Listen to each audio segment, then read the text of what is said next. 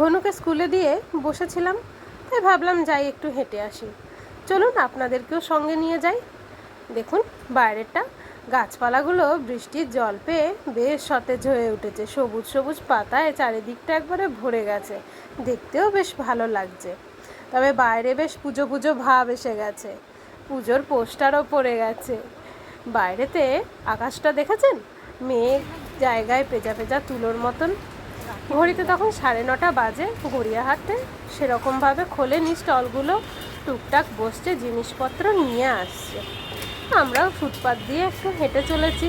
এই ক্লিপ গার্ডার এগুলো কিনি না কিনি, দাঁড়িয়ে দেখতে কিন্তু খুবই ভালো লাগে। যেতে যেতে হঠাৎ চোখে পড়েছে যে রাখির দোকান, মনে করিয়ে দিল যে সামনেই রাখি, আর বেশি দিন নেই। আচ্ছা বলুন তো, রাখিটা কি শুধু ভাই বোনের মধ্যেই না মেলবন্ধন, নাকি এটা মানুষের সাথে মানুষের মেলবন্ধন? আমার তো মনে হয় রাখি পরিয়ে মানুষের সাথে মানুষের মেলবন্ধনের জন্যই এই উৎসবটা পালন করা দরকার।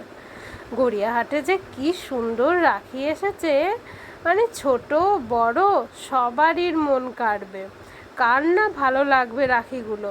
ছোটদের যেসব পছন্দের কার্টুন ক্যারেক্টারগুলো, ছোটা ভীম বলুন, বেন টেন বলুন, সেই সবে যেরকম ভর্তি, সেরকম বড়দেরও একদম এত সুন্দর সুন্দর ডিজাইনের রাখিগুলো রয়েছে না, তাই আপনাদের সাথে না শেয়ার করে পারলাম না।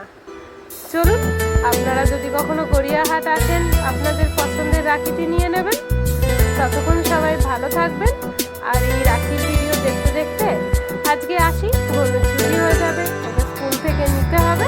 ততক্ষণ সবাই ভালো থাকবেন, টাটা, আবার আসবেন।